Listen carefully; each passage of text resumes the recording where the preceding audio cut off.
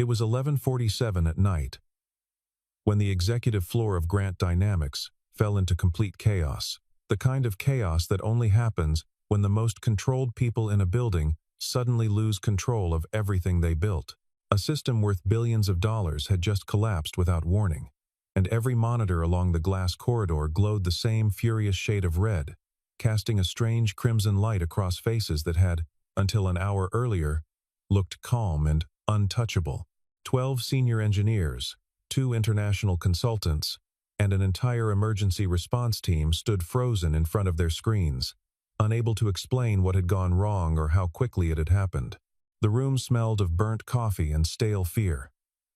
The particular fear that only surfaces when brilliant, well-paid people realize their expertise has quietly run out of answers.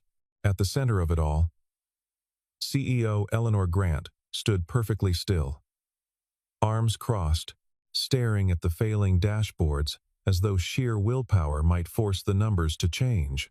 Just as everyone braced for a loss that could run into the hundreds of millions of dollars, the night maintenance worker walked in quietly, wearing an old jacket and carrying a battered metal toolbox, and nobody in that room believed a man like that could fix what a dozen experts could not. 20 minutes later, the system was alive again. The red lights had turned to a steady, reassuring green, and Eleanor Grant asked a question that made the entire room go silent in a way that no alarm or countdown clock ever had.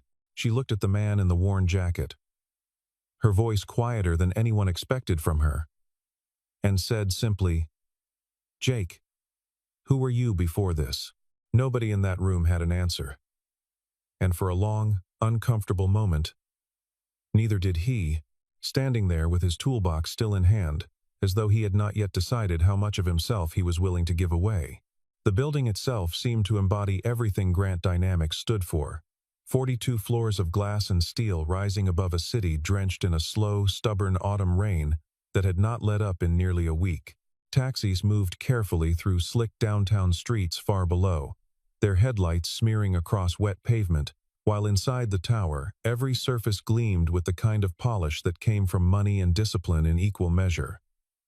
On any ordinary evening, the executive floor emptied out by 9, leaving behind rows of darkened offices and the faint hum of servers working through the night. Security badges controlled every door, every elevator required a code, and the entire building operated on the quiet assumption that value lived only in the offices, with names printed on the glass. Nobody who worked there thought twice about the small crew of maintenance staff who arrived after dark, moving through hallways that belonged, for those few hours, almost entirely to them. It was, in every sense, a building built to reward visibility, which made what happened that night all the more difficult for anyone inside it to fully understand.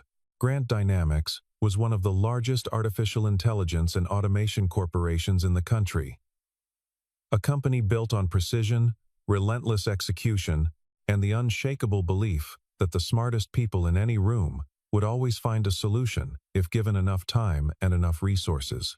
Eleanor Grant was 36 years old, a second-generation chief executive who had inherited not just a company, but an entire philosophy of leadership from her father, a man who had built Grant Dynamics from a small engineering firm into a global name. She believed in framed degrees on office walls, in carefully documented processes, and in the quiet authority of people who had spent years earning their credentials one exam at a time. She trusted expertise the way other people trusted gravity, as something so fundamental it never needed to be questioned. For most of her career, that approach had never once failed her, and she had no reason, walking into that building earlier that evening, to think tonight would be any different. The night had begun like countless others before it, with Eleanor reviewing quarterly projections in her office, while the building around her slowly emptied out. At 11:30, one of the company's primary data centers lost synchronization without any clear trigger, and within minutes a cascading failure had spread through the entire server chain, like a fire finding new fuel. The Global Client Coordination System, the very backbone connecting Grant Dynamics to partners on 3 continents, ground to a complete halt. If the problem was not resolved within 90 minutes, a major contract worth years of negotiation would collapse entirely, Financial markets would open in chaos the following morning, and the company's stock would likely fall before most employees had even poured their first cup of coffee. The pressure inside that room became almost physical, a weight settling over every shoulder, tightening every jaw. Engineers grabbed laptops, pulled up diagnostic software, opened dashboards filled with endless scrolling lines of code, and none of it made a meaningful difference, no matter how fast their fingers moved.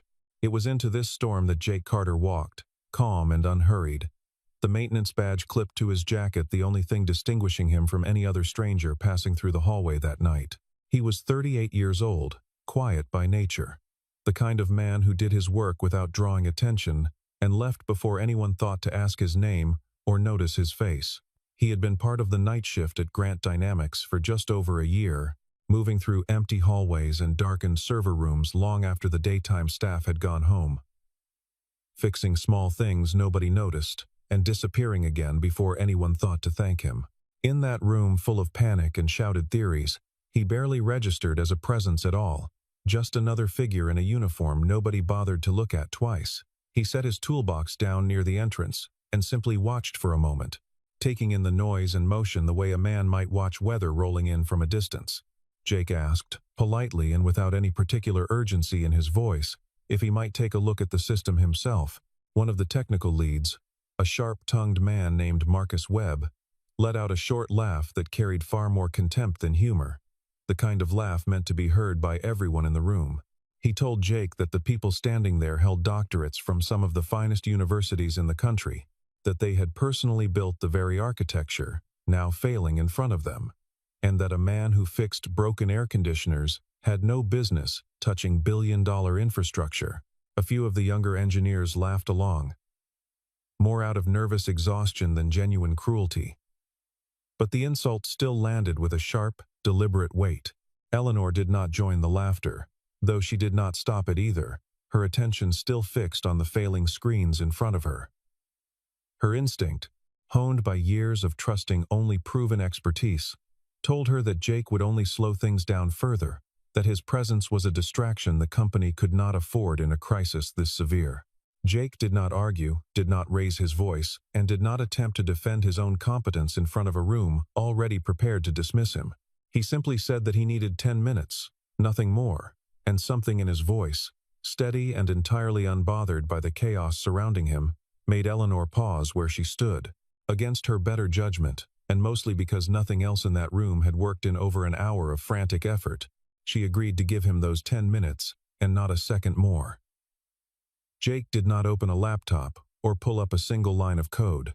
Instead, he walked the length of the server room slowly, listening to the low hum of the machines the way a doctor might listen carefully to a patient's uneven breathing. He placed his hand against the metal casing of several equipment racks, pausing at each one as though feeling for something the others in the room could not see or measure.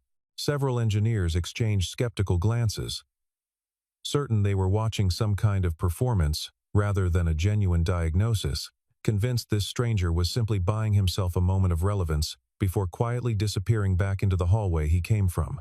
By the end of those 10 minutes, Jake turned back to face the room and said, with quiet, unshakable certainty, that he already knew exactly where the failure was hiding. He asked them to shut down cluster number 17 immediately, a request that was met with instant and unanimous refusal from every engineer present. They told him it would kill what little function remained in the system, that the risk was catastrophic, that no responsible technician would ever suggest something so reckless in the middle of an active crisis. Jake answered simply that the cluster was already dead in every way that mattered, that it had been dying slowly for nearly 3 weeks, and that everyone in that room had simply failed to notice the warning signs along the way. He pointed to a minor change made during a routine maintenance cycle almost a month earlier, a change so small it had been logged and forgotten within hours of being entered into the system. Nobody in the room remembered it, because at the time, nobody had thought it mattered at all. According to Jake, a synchronization sensor tied to that cluster had begun malfunctioning quietly after the update, feeding distorted data back into the wider network without triggering a single alarm. The artificial intelligence overseeing the infrastructure had been misreading the health of the entire system for weeks, mirroring false readings across other clusters, until the accumulated errors finally reached a breaking point that night. Several engineers pushed back hard, insisting his theory did not align with the diagnostic logs they had already reviewed a dozen times over the past hour. Jake did not raise his voice or reach for complicated jargon to win the argument in front of people who clearly doubted him. Instead, he walked calmly to the whiteboard mounted near the door and sketched a simple diagram, tracing the path of the corrupted data step by step until the picture in front of them became impossible to dispute any further. One by one, the objections in the room grew quieter, replaced by an uneasy, dawning recognition that the man in the worn jacket might actually be right about all of it. For the first time that night, Eleanor looked at Jake Carter, not as an interruption to be tolerated, but as someone genuinely worth watching closely.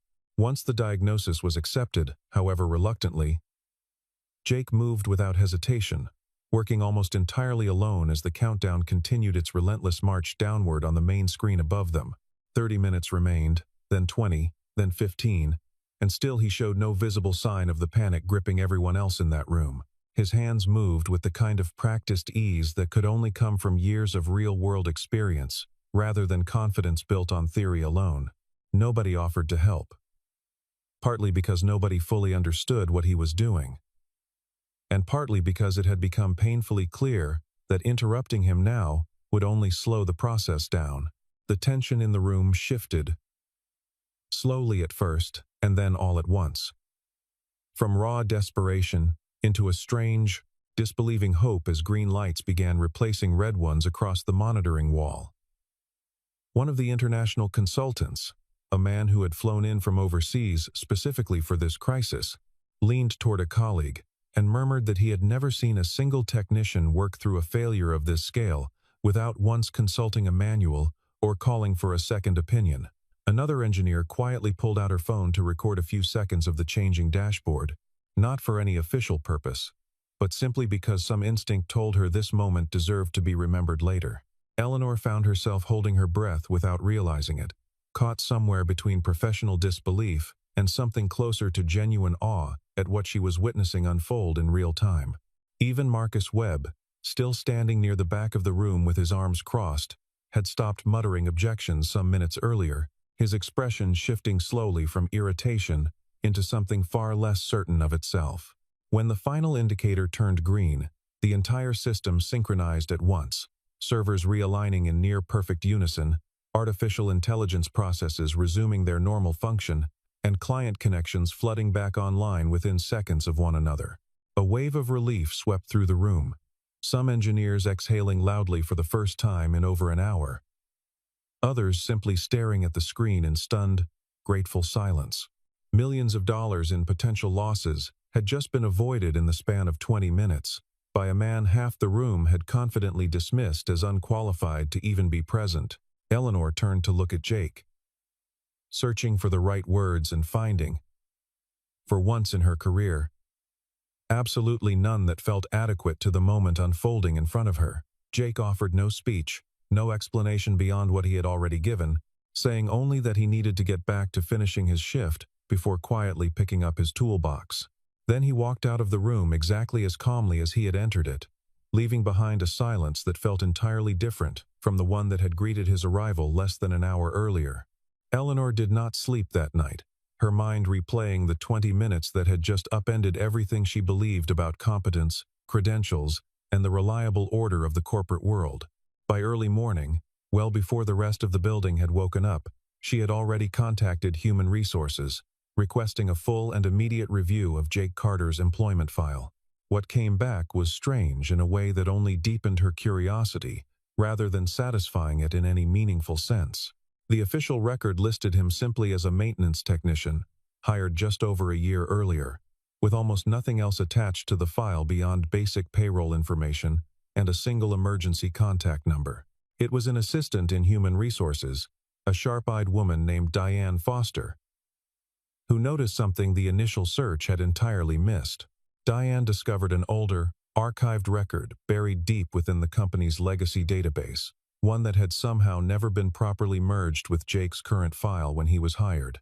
According to those older documents, Jake Carter had once worked as a systems engineer, later leading an entire research team, and eventually designing network architecture for a major technology firm years before he ever set foot inside Grant Dynamics.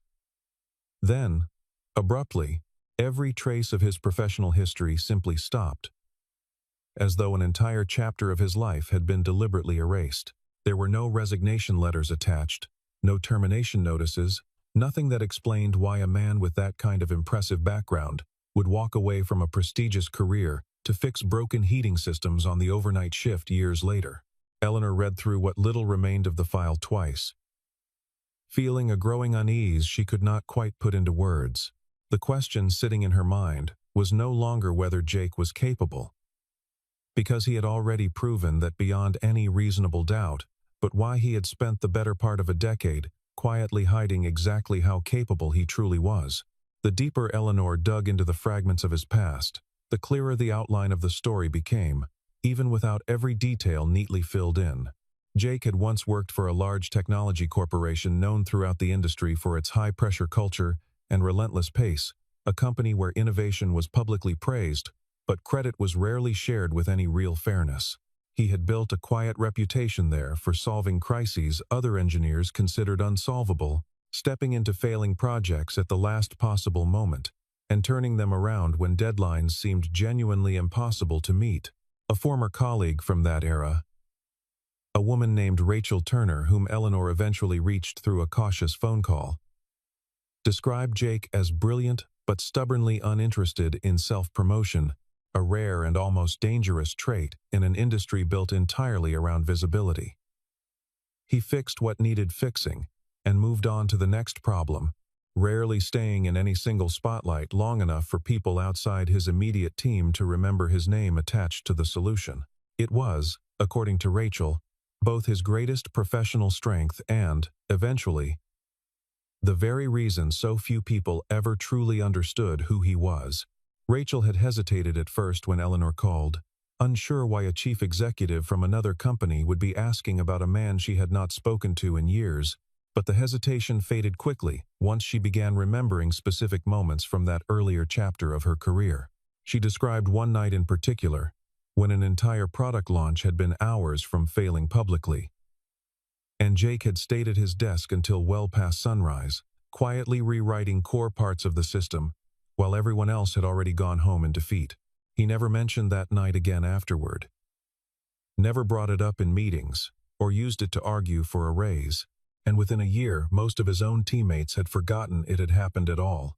Rachel admitted, with something close to regret in her voice, that she had always assumed a man that talented would eventually rise to run his own division, and that his sudden disappearance from the industry had puzzled her for a long time afterward. When Eleanor gently explained what Jake had done just days earlier at Grant Dynamics, Rachel was quiet for a moment before saying that it sounded exactly like him, and that some people simply never stopped being brilliant, even after the world stopped watching.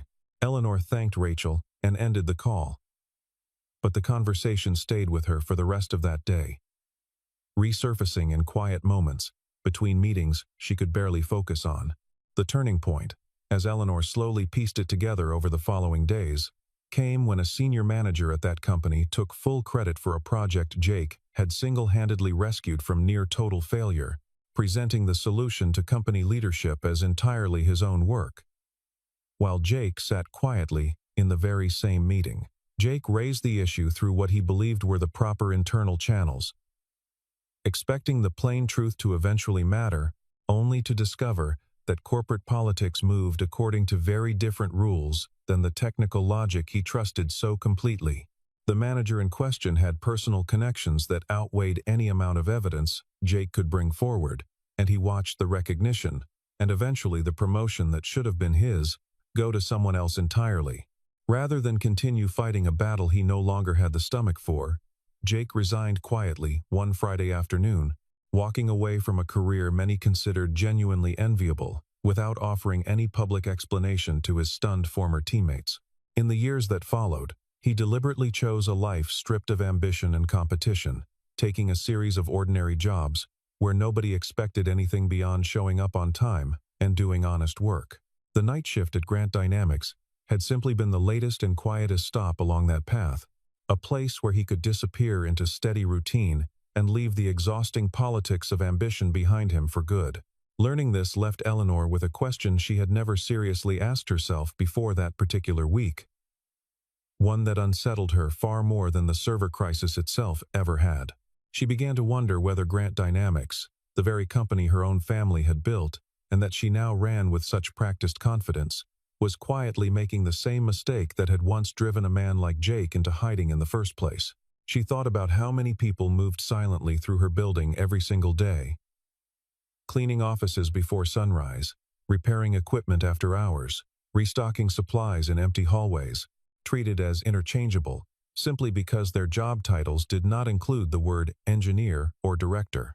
It occurred to her, with a discomfort she could not easily shake, that she had no real idea how many other Jake Carters might already be working somewhere within her own walls, overlooked entirely, because nobody had ever bothered to ask what they were truly capable of. That thought followed her out of the office that evening, and stayed with her long after she had returned to the quiet of her apartment. She sat by the window for a long while that night, watching rain streak down the glass, thinking about every performance review she had ever signed off on, without truly meeting the person behind it. It struck her, uncomfortably, that her father had built this company on the same assumptions she was only now beginning to question, and that admitting this out loud to anyone would mean admitting a fundamental blind spot in leadership she had always believed to be flawless. Still, she found she could not simply set the thought aside and return to business as usual the next morning. Not after what she had witnessed in that server room. For the first time in a long while, Eleanor Grant fell asleep not thinking about quarterly numbers, but about the quiet, unseen people who kept her company running long after everyone else had gone home.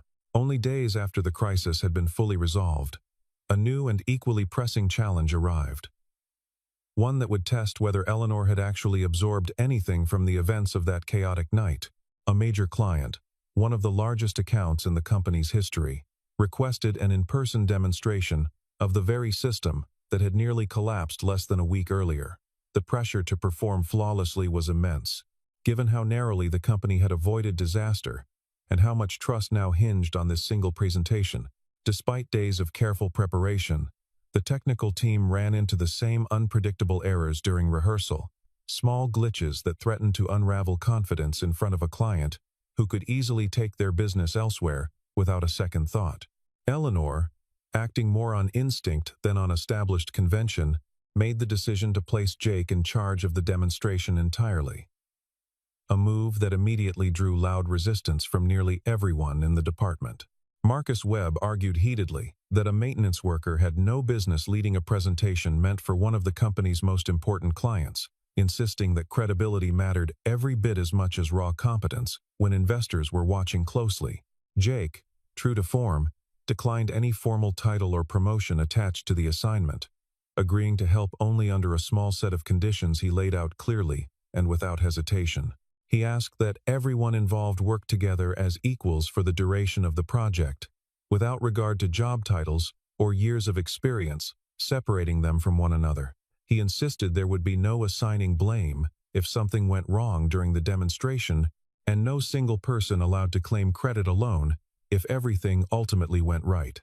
For the first time in their careers, several of the company's most credentialed engineers found themselves genuinely learning from a man they had confidently dismissed as unqualified only days earlier.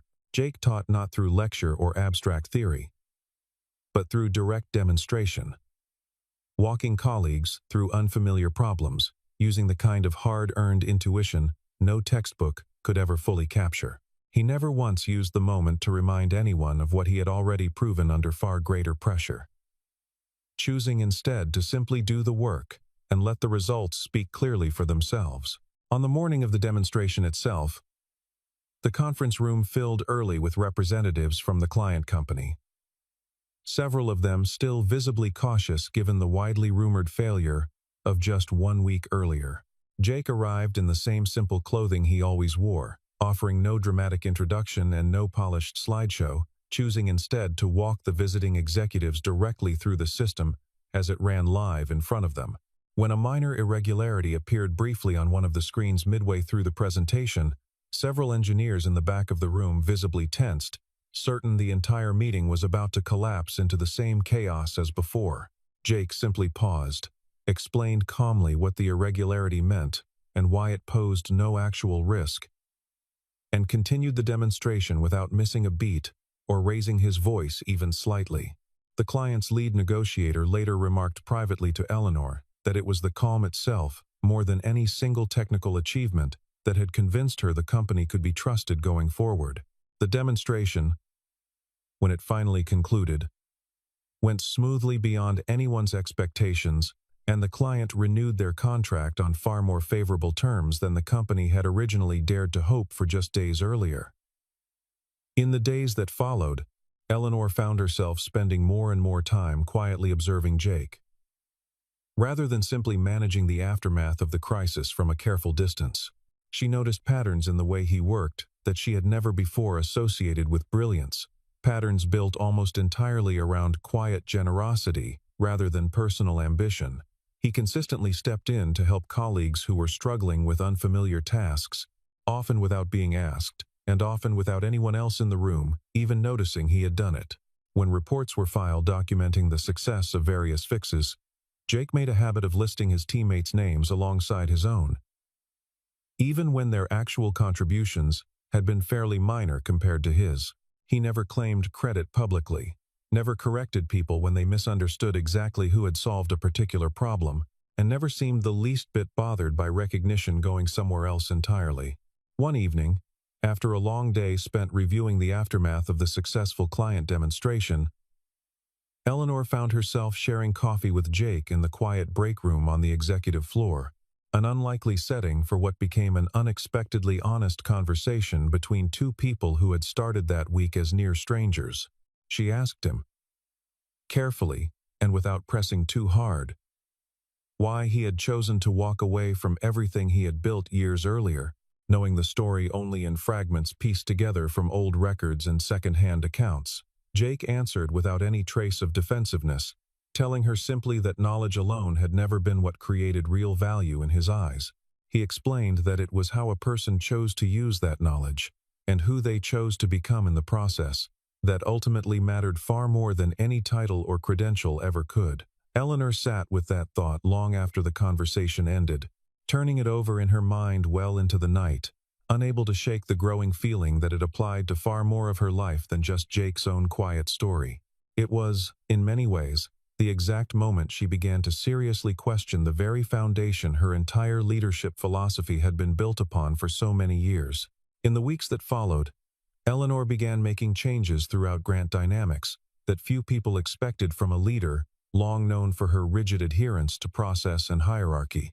She launched an internal initiative designed to identify hidden talent across every department, regardless of job title, tenure, or formal education, calling it simply the Open Door Program. Employees who had spent years working in support roles, maintenance, logistics, and administration were invited to submit ideas and propose solutions directly to leadership, a channel that had never truly existed in any meaningful way before this point. The response was immediate and, to Eleanor's genuine surprise, overwhelming, revealing a depth of untapped insight that had been sitting quietly within the company's own walls for years, without anyone thinking to ask. She offered Jake a formal role within this new initiative, deliberately avoiding any traditional management title, knowing he would almost certainly refuse anything that echoed the very corporate structure he had walked away from years earlier. Instead, she carefully created a position built specifically around his particular strengths, one focused entirely on reliability and problem-solving rather than authority for its own sake. Jake was named Director of Systems Reliability, a title that gave him genuine influence without demanding he adopt the trappings of traditional leadership he had spent years quietly avoiding. He accepted the role, but only after setting a condition that surprised even Eleanor in its simplicity and its underlying fairness. He insisted that every employee at Grant Dynamics, regardless of position, be given a genuine and unfiltered channel to offer feedback and ideas about how the company actually operated day to day. That meant the security guards walking the building at night, the custodial staff cleaning offices before sunrise, and the junior technicians fresh out of school would all carry the same standing to be heard as senior engineers, with decades of experience behind them. Eleanor agreed without any hesitation, recognizing in that single request the same guiding principle Jake had lived by ever since the injustice that first drove him away from his previous career. Under his quiet, steady guidance, the initiative expanded far beyond what anyone had originally imagined it could become, gradually reshaping how decisions moved through the company from the ground up. A security guard named Walter Hayes, who had patrolled the building's lobby for nearly 9 years without ever once being asked his opinion on anything beyond visitor logs, submitted an idea through the new program, suggesting a simple change to how deliveries were scheduled that ended up saving the logistics department a significant amount of money each month.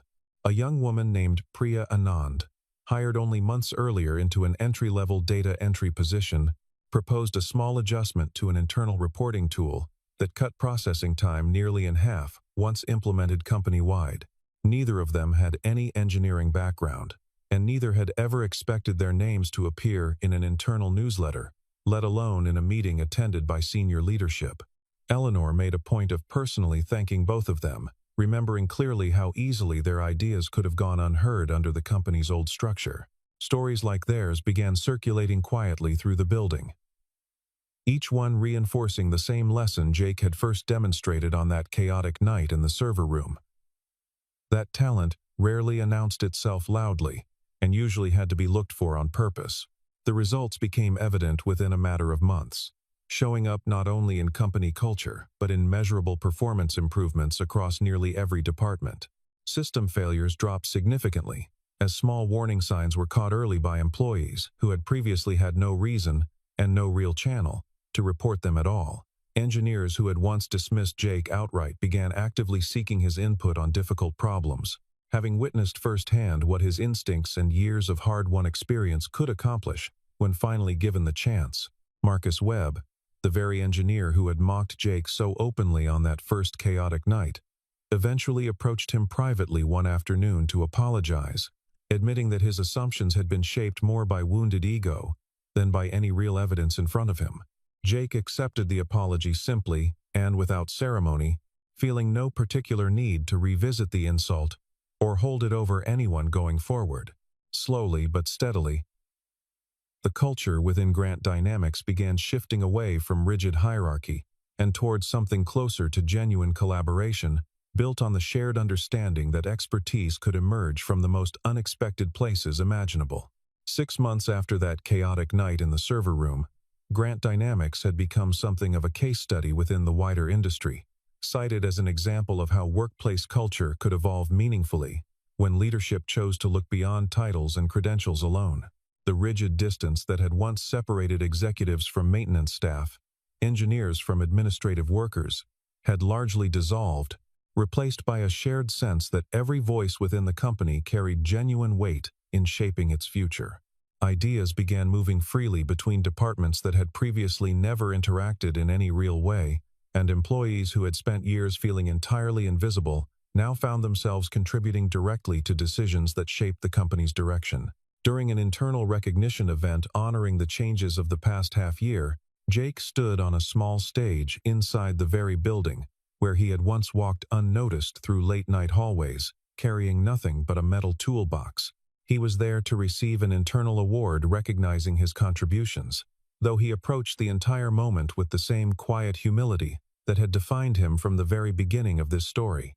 Standing before colleagues who had once overlooked him entirely, Jake kept his remarks brief, true to the understated way he had always carried himself through every part of this journey. He told the room simply that he had not changed the company on his own, and that credit for the transformation belonged to the people who chose to see things differently once they were finally given the chance to look. He said that Grant Dynamics itself had made the choice to see its people in a new light, and that whatever recognition he received tonight belonged just as much to everyone who had been willing to listen along the way. Eleanor watched from the side of the room, unable to suppress a small, genuine smile as she listened to him speak with such quiet conviction. In that moment, she was no longer simply his employer observing a talented employee from a careful, professional distance, but someone who had come to deeply respect the man standing in front of that room, She had become, without either of them planning it, something closer to a colleague and a friend who now considered him not just capable, but genuinely essential to who the company had become. Before the ceremony ended, Marcus Webb approached the microphone unexpectedly, asking for a moment to speak that had not been part of the planned program for the evening.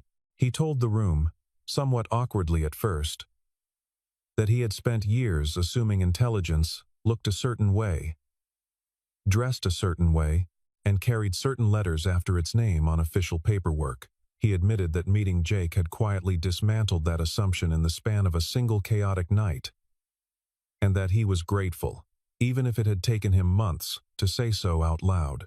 A few people in the audience laughed softly, not at Marcus, but at the shared recognition of how far the entire company had traveled since that first evening in the server room. Jake simply nodded toward him from across the stage, offering no dramatic reconciliation, only the same quiet acceptance that had defined nearly everything he had done since walking through those doors over a year earlier. Later that evening, as the recognition event wound down, and most of the staff had already left for the night, Eleanor found Jake standing alone on the rooftop terrace above the executive floor, looking out over the city skyline still glistening faintly from the season's persistent autumn rain. She joined him without needing any formal invitation, and for a while neither of them spoke, content simply to stand together in the quiet after such a long and genuinely transformative stretch of months. Eventually, the conversation turned naturally toward the future, toward new projects on the horizon, and the kind of company Grant Dynamics might continue to become if it stayed faithfully on this path. There was no dramatic declaration between them, no carefully rehearsed words meant to mark the moment as something more significant than it already quietly was. What existed instead was something steadier and far more honest. A quiet understanding built slowly over months of mutual respect, shared struggle, and the kind of trust that could never be manufactured or rushed into being. As the city lights flickered below them through the fine autumn mist, it became clear that whatever came next between Eleanor and Jake would be built on the same foundation that had brought them together on that very first chaotic night, one grounded in genuine respect rather than assumption. At one point, Eleanor asked, half joking, whether he ever missed the version of his career that might have made him famous within the industry, the version with his name on patents and his face in trade publications. Jake considered the question seriously for a moment, before answering that he had traded recognition for peace many years earlier, and that until recently, he had never once regretted the exchange. He added, quietly, that he had not expected peace and purpose to find each other again in the same place, let alone inside a server room on an ordinary Tuesday night. Eleanor did not respond right away, choosing instead to simply stand beside him a while longer, watching the rain finally begin to ease over the skyline they had both spent so long looking at from opposite sides of very different lives. What the story of that one chaotic night ultimately revealed went far beyond a single technical crisis, resolved in 20 urgent minutes under fluorescent light. It showed, with unmistakable clarity, that a job title could never fully capture the depth of a person's true ability, and that formal education, while genuinely valuable, was never the only measure of real expertise in any field. Practical experience, forged through years of quiet persistence and hard-earned wisdom, often carried a value every bit as significant as any diploma framed and hung carefully on an office wall. The strongest leaders, the story suggested, were not the ones who simply trusted credentials at face value without question, but those willing to look closely enough to recognize genuine capability in the places others had long overlooked. When people like Jake Carter were finally given the opportunity their skill had always quietly deserved, they proved capable of transforming not just a single crisis, but an entire culture built around how people were seen and valued from the very start. And in the end, perhaps the most enduring lesson of all was this, that respect, freely given and genuinely earned over time, forms the foundation not only of lasting professional success, but of the kind of relationships that quietly become the most meaningful in a person's entire life.